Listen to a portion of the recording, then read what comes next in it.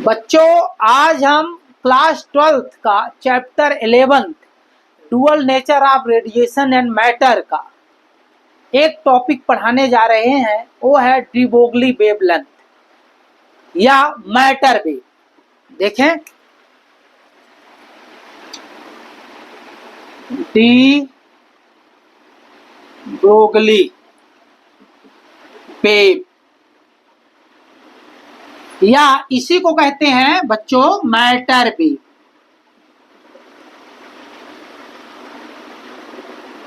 Matter wave, ठीक। तो ये मैटर वेव जो होती है इलेक्ट्रोमैग्नेटिक वेव नहीं होती है। सबसे पहले आप लोग जाने कि जो मैटर वेव है ये कुछ अलग तरह की वेव होती है, इलेक्ट्रोमैग्नेटिक वेव नहीं होती है। जब कोई पार्टिकल जिसका मास m और वेलोसिटी v हो, जब मूव करता है तो उससे एक वेव जुड़ी होती है, उससे एक वेव एसोसिएट होती है। उस वेव को कहते हैं मैटर वेव। मैटर वेव का संबंध कहां से है? मूविंग पार्टिकल से। Every moving particle should be associated with a wave. This wave is called matter wave और डी ब्रोगली वेव। कैसे लिखेंगे? एवरी मूविंग पार्टिकल, जैसे इलेक्ट्रॉन मूव कर रहा है, प्रोटॉन मूव कर रहा है, न्यूट्रॉन मूव कर रहा है, कोई गेंद मूव कर रही है, तो क्या कहेंगे? Every moving particle should be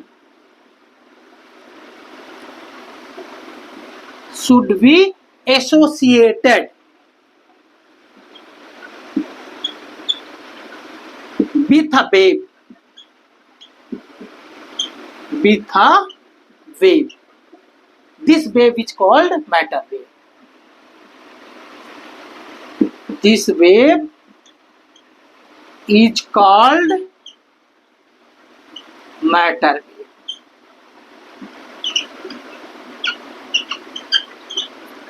या इसी को कहते हैं और डी ब्रोगली वेव।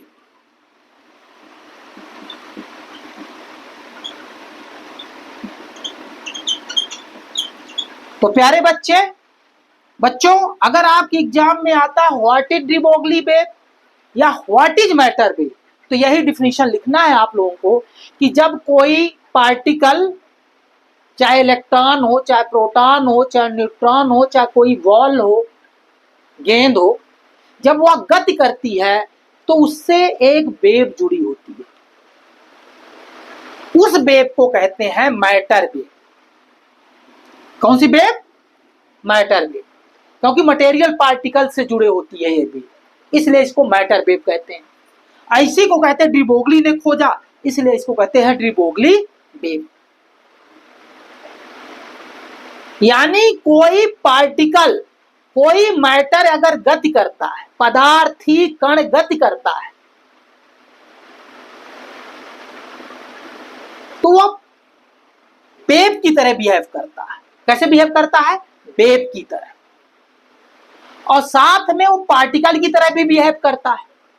जब कोई पार्टिकल मूव करता है तो उसमें मास होता है, वेलोसिटी होती है, मोमेंटम होता है, एनर्जी होती है, इसलिए वह पार्टिकल है।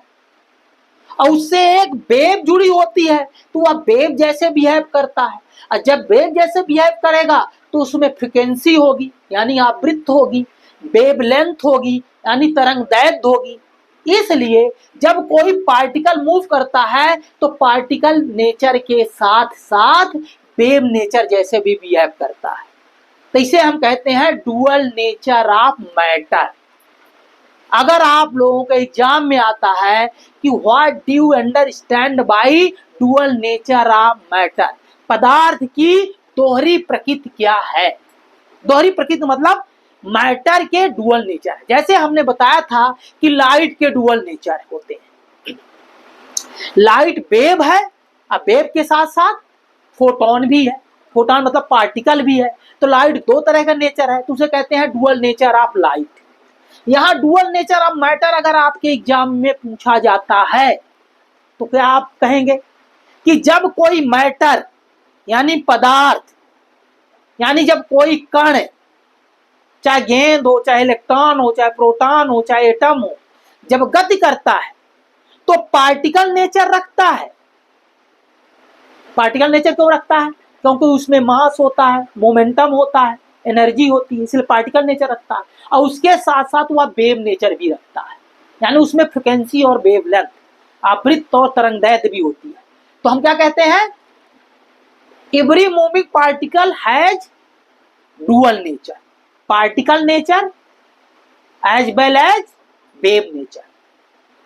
इसलिए हम कहेंगे इसे डुअल नेचर ऑफ मैटर। तो दूसरा आपको क्या कह सकते हैं इसको? Dual nature of matter. अच्छी तरह से समझिए बच्चों, कई बार एग्जाम में आया है 12th क्लास के, चाहे एमपी बोर्ड हो, चाहे सीबीएसई बोर्ड हो, चाहे कोई भी बोर्ड हो। What do you understand by dual nature of matter? पदार्थ के दोहरी प्रकृति से आप क्या समझते हैं? दोहरी मतलब दो नेचर। मूविंग पार्टिकल दो नेचर रखता है, पार्टिकल नेचर और वेव नेचर, इसलिए इसे कहते हैं डुअल नेचर ऑफ मैटर। तो every moving particle has dual nature, wave nature and particle nature, इसलिए इसको हम कहते हैं डुअल नेचर ऑफ मैटर। इसी को कहते हैं जब पार्टिकल मूव करता है तो उसके साथ एक वेव एसोसिएट होती है, एक वेव जुड़ी होती है, उस वेव को कहते हैं हम डी ब्रोगली वेव या मैटर वेव। या मैटर वेव इलेक्ट्रोमैग्नेटिक वेव नहीं है, मैटर वेव इलेक्ट्रोमैग्नेटिक वेव नहीं है। जब पार्टिकल मूव करता है और उस पार्टिकल के साथ एक वेव जुड़ी होती है, उस वेव को कहते हैं मैटर वेव। डी ब्रोगली ने बताया, इसलिए डी ब्रोगली वेव भी कहते हैं। अब ये जब पार्टिकल मूव करता है, ऐसा देखिए, ये पार्टिकल है, ये मूव करता है v वेलोसिटी या मास का v वेलोसिटी से, तो इससे एक वेव जुड़ी होती है, इस वेव को कहेंगे मैटर वेव या डी ब्रोगली वेव। अब वेव है तो वेवलेंथ होगी, तब इस डी ब्रोगली वेव की या मैटर वेव की वेवलेंथ क्या होगी, या हम आप लोगों को बताएंगे, फार्मूला निकालेंगे डी ब्रोगली वेव की वेवलेंथ। कैसे निकालेंगे देखिए आप।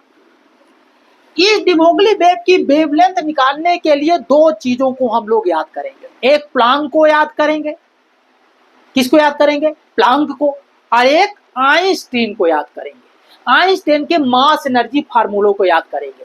फिर इन दोनों फार्मूलों को मिलाएंगे तो डी ब्रोगली की वेवलेंथ आ जाएगी, डी ब्रोगली वेव की वेवलेंथ आ जाएगी। देखिए, according to Planck quantum theory, हम आप लोगों को बताए हैं कि प्लांक क्वांटम थ्योरी के अनुसार एनर्जी ऑफ फोटोन, फोटोन की energy E equal to H nu होती है।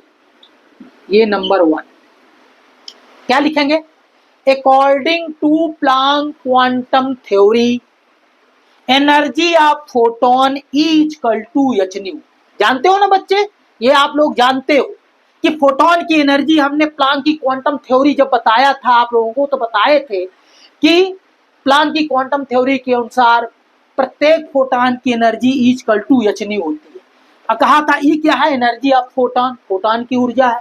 एच प्लांक कांस्टेंट है, और न्यू क्या है? आवृत्ति है ना, फ्रिक्वेंसी है, फ्रिक्वेंसी रेडिएशन की। तो एच कहा था प्लांक कांस्टेंट है, जिसकी वैल्यू होती है 6.63 इंटू 10⁻⁻34 जूल सेकंड। तो आप लोग याद रखें कि प्लांक की क्वांटम थ्योरी क्या होती है। कैसे याद रखोगे? According to Planck quantum theory energy of photon is equal to H nu, यानी प्लांक की क्वांटम थ्योरी के अनुसार फोटोन की ऊर्जा is equal to H nu होती है। एच प्लांक कांस्टेंट है, जिसकी वैल्यू है 6.63 into 10⁻⁻34 joule second, joule into second, है ना। अब क्या करेंगे? ये किसके साथ आया? According to Planck quantum theory. अब दूसरा नंबर किसको याद करेंगे? प्लांक को याद किए, प्लांक से हम एनर्जी का फार्मूला रख दिए, रख दिया ना। सबसे अधिक फ्रिक्वेंसी किसकी होती है? अगर प्रकाश को देखें तो रेड कलर की फ्रीक्वेंसी सबसे कम होती है, तो रेड कलर के फोटॉन की एनर्जी सबसे कम होगी। वायलेट कलर के लिए फ्रीक्वेंसी ज्यादा होती है, इसलिए वायलेट कलर के फोटॉन की एनर्जी सबसे अधिक होगी। जैसे विबगोर पढ़ा है ना, ये VIBGYOR मतलब violet, indigo, blue, green, yellow, orange, red. सबसे अधिक वेवलेंथ किसकी होती है? रेड की। और सबसे कम की वेवलेंथ होती है वायलेट की। फ्रीक्वेंसी कैसे होती है? सबसे अधिक फ्रीक्वेंसी होती है वायलेट की, सबसे कम होती है रेड की। तो ये फार्मूला क्या कहता है? जिसकी फ्रीक्वेंसी ज्यादा होगी उसकी एनर्जी ज्यादा होगी। तो किस कलर के फोटॉन की एनर्जी ज्यादा होगी? वायलेट। वायलेट मतलब बैगनी कलर के फोटॉन के लिए एनर्जी ज्यादा होगी, क्योंकि वायलेट यानी बैगनी रंग के फोटॉन, बैगनी रंग की फ्रीक्वेंसी ज्यादा होती है। सबसे कम एनर्जी किसकी होगी? ये दृश्य स्पेक्ट्रम में, विजुअल स्पेक्ट्रम में सबसे कम एनर्जी होगी रेड कलर के फोटॉन की। क्यों होगी? क्योंकि रेड कलर के फ्रीक्वेंसी सबसे कम होती है और वेवलेंथ सबसे अधिक। फ्रीक्वेंसी सबसे कम होती है तो इसलिए रेड कलर के फोटॉन की एनर्जी भी कम होगी। ये बात आप लोगों को पता होना चाहिए। तो देखिए, प्लैंक की क्वांटम थ्योरी से आया। अब क्या कहेंगे? फ्रॉम आइंस्टाइन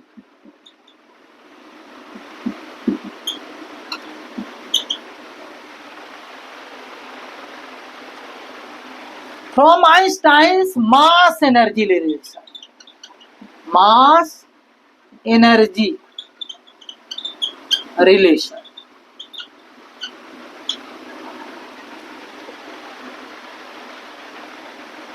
क्या बताया? From Einstein mass energy relation. क्या होता फार्मूला? Equal to mc²। इसको नंबर 2 दे दो। ई क्या है? एनर्जी है। Where E is energy, m mass, c speed of light.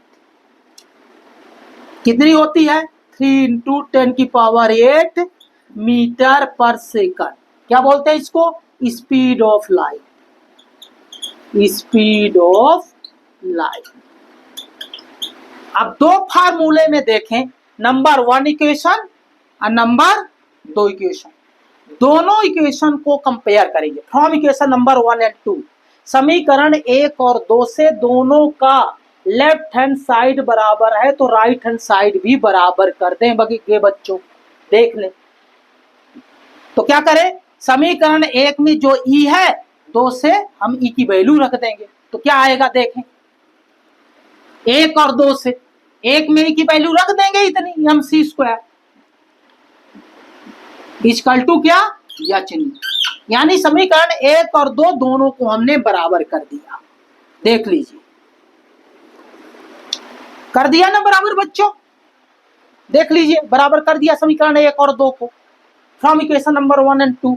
अब देखिए फार्मूला हमने बताया था, speed of light c equal to होता है फ्रीक्वेंसी इंटू वेवलेंथ। तो यहाँ न्यू की वैल्यू रखना चाहते हैं यहाँ पर इसकी, तो न्यू निकालेंगे यहाँ तो क्या हो जाएगा?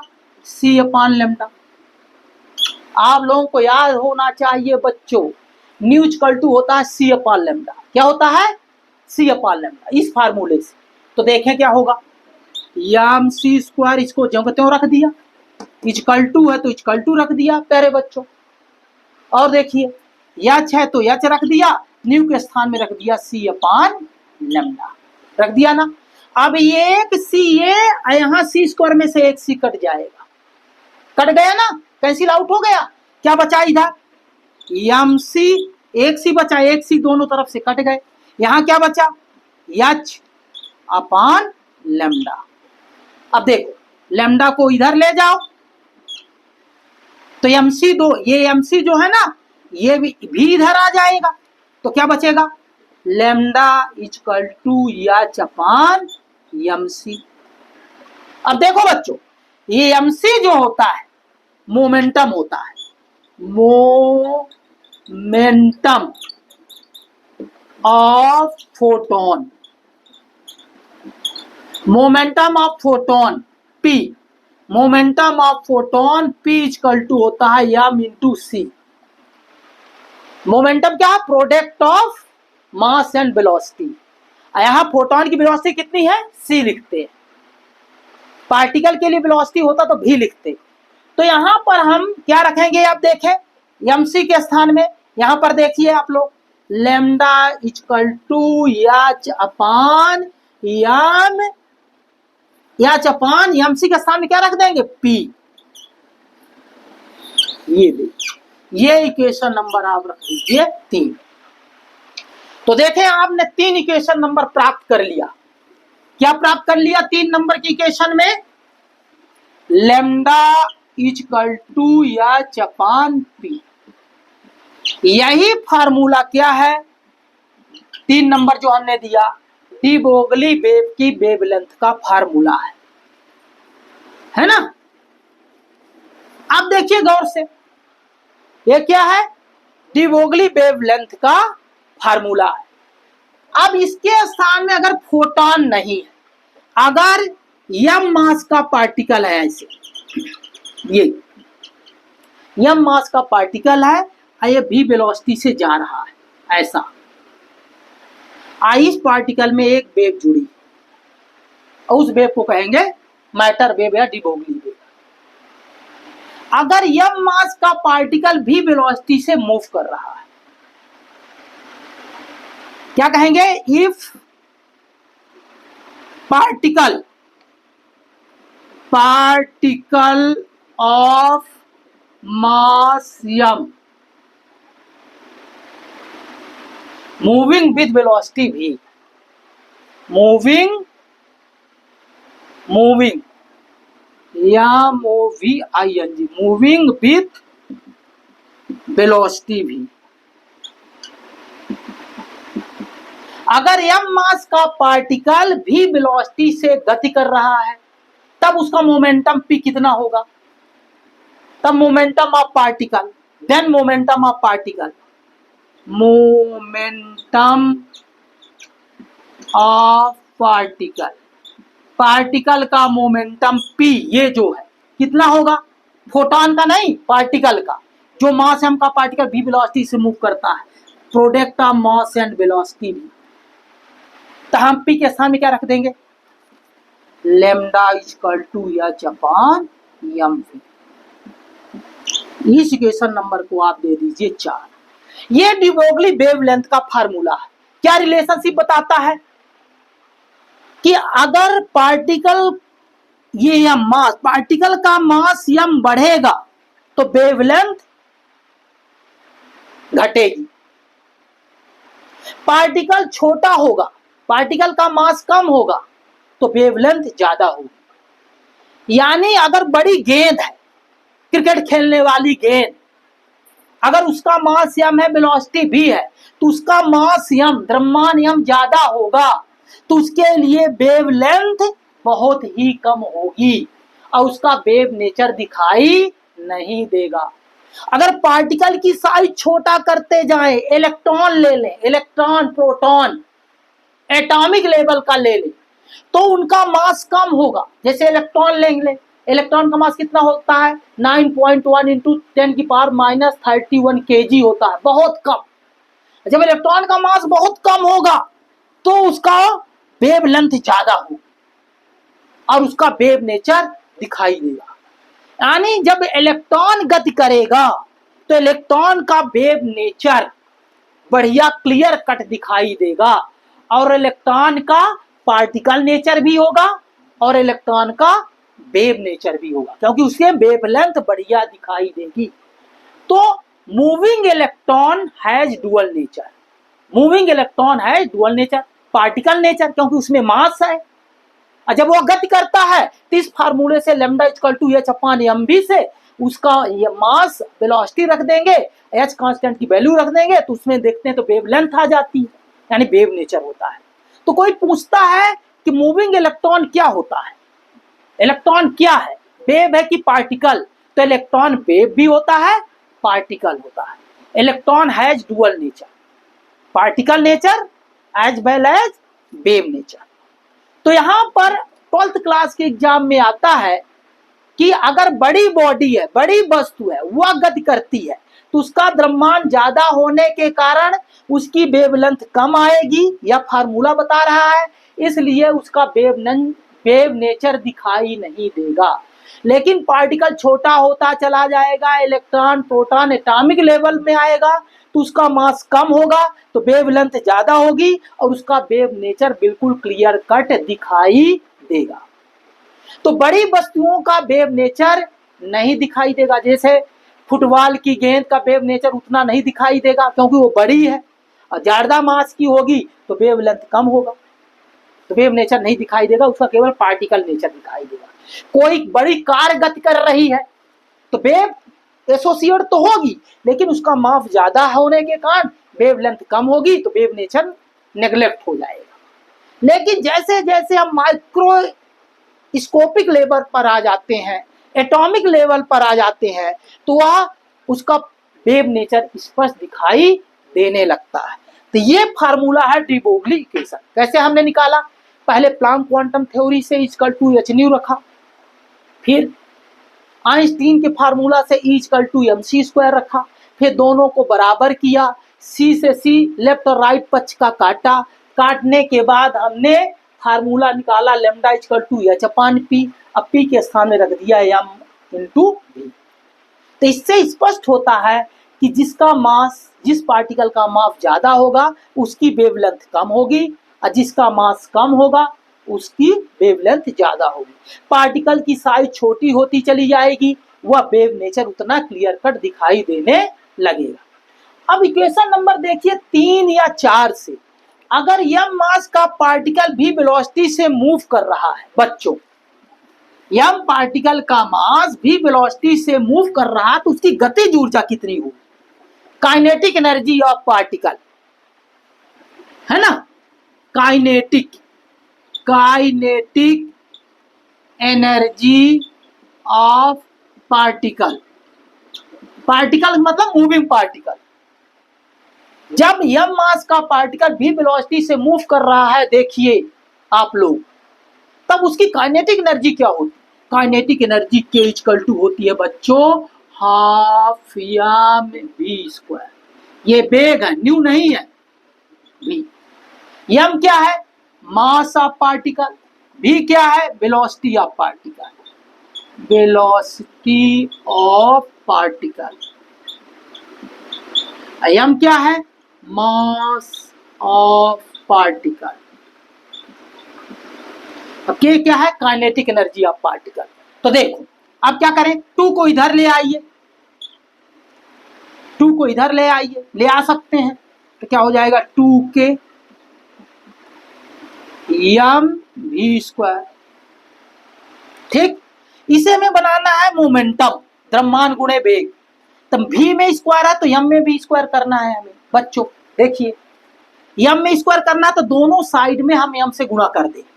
देखिए गौर से, 2k m इधर गुणा कर दिया, तो इधर भी m गुणा करना पड़ेगा, क्या हो जाएगा m स्क्वायर v स्क्वायर। अब देखिए सूत्र में हमने क्या बताया था, p equal to m v, p equal to m v बताया था। संवेग बराबर द्रव्यमान गुणे वेग, momentum equal to product of mass and velocity बताया था। तो यहां हम क्या कर सकते, p स्क्वायर, मोमेंटम का स्क्वायर, p स्क्वायर। यहां क्या हो जाएगा 2m को पहले लिख दें फिर k लिख दें, p निकालेंगे बच्चों, p स्क्वायर हटाएंगे तो यहां रूट चढ़ जाएगा, ये नियम होता है। आप ये p निकालेंगे तो इधर रूट चढ़ जाएगा, p स्क्वायर हटाएंगे p करेंगे तो स्क्वायर रूट हो जाएगा यहाँ, यानी p बराबर क्या आ गया, देखिए रूट ऑफ 2m k। अब putting the value of p in equation number 3, समीकरण 3 में p का मान रखने पर देखिए क्या आएगा। समीकरण 3 में p का मान रखने में, putting the value of momentum p in equation number 3, तो पी का मान रखें कितना है लेमडा 3 क्या है lambda equal to H upon P, H upon P होता है ना, इसको बिल्कुल याद रखें। Lambda equal to H upon P, P की वैल्यू रख दें ये 2m के, ये फार्मूला 5 नंबर हो गया। देखो ये डी ब्रोगली वेवलेंथ का फार्मूला आ गया, डी ब्रोगली वेव के वेवलेंथ का फार्मूला काइनेटिक एनर्जी के फॉर्म में आ गया। किसके फॉर्म में आ गया? काइनेटिक एनर्जी के फॉर्म। ठीक है ना। एक देखो एक दूसरा फार्मूला निकल आया, डी ब्रोगली वेवलेंथ का फार्मूला किस फॉर्म में? काइनेटिक एनर्जी के फॉर्म में।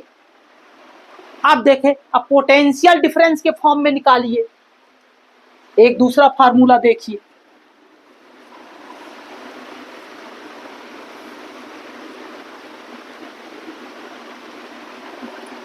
दूसरा फार्मूला मान लेते हैं एक प्लेट ए है,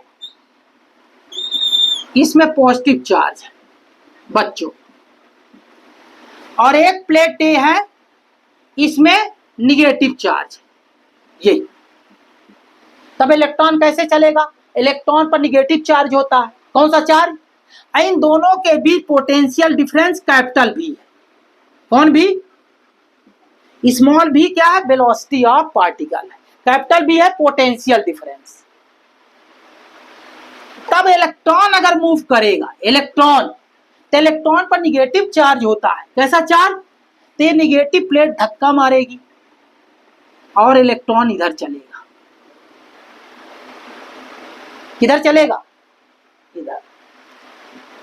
ठीक है ना।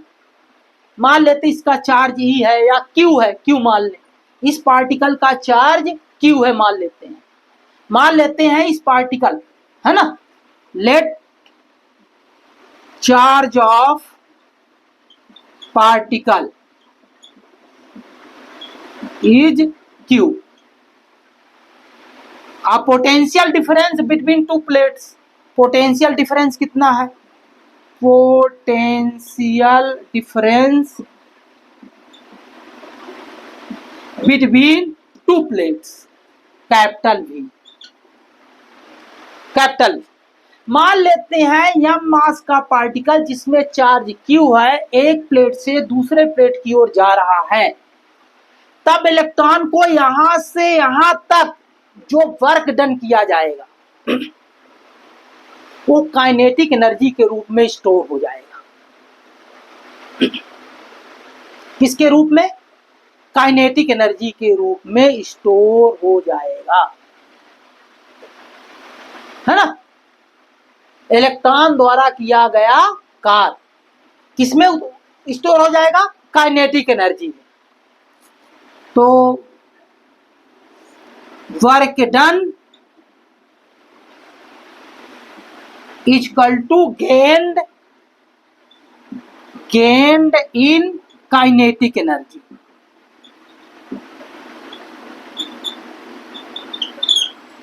तो वर्क डन जो होगा किसके बराबर होगा? वर्क डन एनर्जी के रूप में स्टोर हो जाएगा। तो वर्क डन मतलब चार्ज इनटू पोटेंशियल डिफरेंस। ये एनर्जी हुई electric energy equal to kinetic energy होती है हाफ एम वी स्क्वायर। भी क्या है? Speed of light, speed of light. ये भी क्या है? Potential difference, potential difference. ये अब क्यों क्या है? चार्ज ऑफ इलेक्ट्रॉन या चार्ज ऑफ मूविंग पार्टिकल। तब देखिए क्या होगा, तब दोनों तरफ ये 2 को ले आए इधर, ये तो क्या हो जाएगा? 2qv इक्वल टू इधर क्या बचा? Half M V square. ये 2 को उधर ले आए, यहां गुणा कर दिया, नीचे से ऊपर ले आए। अब यहां एम स्क्वायर करना है, एक एम का गुणा कर दे, एक एम का गुणा कर दिया तो इधर भी एम लाना पड़ेगा, 2m क्यू वी। दोनों साइड में हमने एम से गुणा कर दिया। अब बताओ ये कितने के बराबर है? मोमेंटम के बराबर। Product of mass and velocity, तो मोमेंटम पी स्क्वायर, यहाँ क्या हो जाएगा 2m/v। पी निकालेंगे तो क्या हो जाएगा √2m/v, यानी पी बराबर आ गया √2m/v। ये देखिए, पुटिंग द वैल्यू ऑफ की पी इन इक्वेशन नंबर 3, समीकरण 3 में पी का मान रखने पर, समीकरण 3 में पी का मान रखने पर देखिए 3 में इस मोमेंटम पी का मान रख दें तो कितना हो जाएगा? 3 कितना है? Lambda equal to H upon P, P की वैल्यू इतना रख दें √2m/v। ये हो गया 6 नंबर का क्वेश्चन। ये डी ब्रोगली वेव की वेवलेंथ का फार्मूला पोटेंशियल डिफरेंस के फॉर्म में आ गया। अब देखो यहां वैल्यू रख दो एच की कितनी,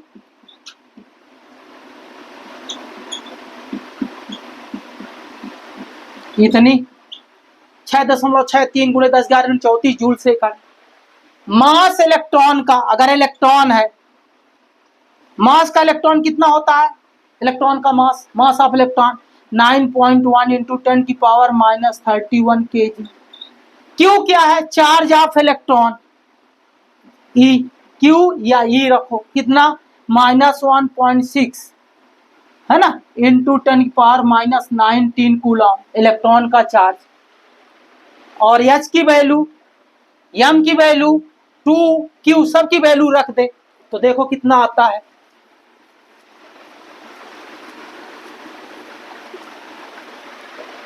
सब की वैल्यू रख दीजिए, रखिए lambda equal to H, H की वैल्यू यहां से रखिए 6.63 × 10⁻34 joule into second upon √2, M की वैल्यू यहां से 9.1 × 10⁻31, यहाँ क्यू की वैल्यू, क्यू का मतलब इलेक्ट्रॉन का चार्ज ई 1.6 × 10⁻⁻19 और इंटू भी, भी की वैल्यू ना रखें, कितना है पता करें। अब इसको सबको सॉल्व करिए, कितना आएगा रूट ऑफ, सबको सॉल्व करेंगे तो आएगा √150 अपान, यहाँ हो जाएगा v इंटू 10⁻⁻10 मीटर। अब क्या होता है, एक एंगस्ट्रॉम इक्वल टू होता है 10⁻⁻10 मीटर। तो इसके स्थान में एंगस्ट्रॉम को में कन्वर्ट करेंगे तो कितना हो जाएगा, lambda equal to √150 upon v angstrom. इससे न्यूमेरिकल लगा लेंगे। ये इक्वेशन नंबर आप 7 कर, lambda equal to √150 upon v angstrom में, एक एंगस्ट्रॉम इक्वल टू 10⁻10 मीटर होता है। इस तरह हम डी ब्रोगली वेव की वेवलेंथ निकालते हैं। अब अगर हमें पोटेंशियल डिफरेंस दिया हो ये वाला, तो हम डी ब्रोगली वेव की वेवलेंथ लैम्डा एंगस्ट्रॉम में निकाल लेंगे। मान लेते हैं यहाँ पर कितना है 10, पोटेंशियल डिफरेंस 10 वोल्ट है। कितने वोल्ट? 10 वोल्ट। कितने वोल्ट? 10 वोल्ट। तो यहाँ 10 रख देंगे तो एक जीरो से एक जीरो कट जाएगा, √15 एंगस्ट्रॉम आ जाएगा वेवलेंथ। ठीक, इस तरह समाप्त होता है। धन्यवाद। मेरा मानना आप लोगों को ये बात समझ में आ गई होगी।